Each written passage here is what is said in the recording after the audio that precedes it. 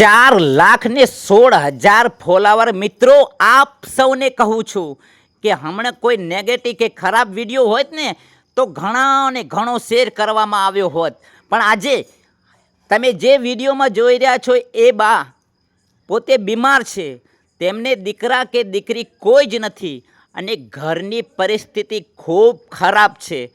ખરેખર તો આપ સૌને કહું છું કે આ વિડીયો એક વ્યક્તિ 5 જણને શેર કરશે ને તો બાને મદદ મળી જશે, કરિયાણાની કીટે મળી જશે ને એમને દવાખાનામાં મદદ પણ મળી જશે. અને હમણે આવો એક સેવાનો વિડીયો છે તો ભલામણ શેર નહીં કરો, મદદ નહીં કરો તો ખરેખર આ આપણી માનવતા ના કહેવાય. હમણાં ખરાબ નેગેટિવ વિડીયો હોય ને તો વધુને વધુ શેર કરવામાં આવ્યો હોય.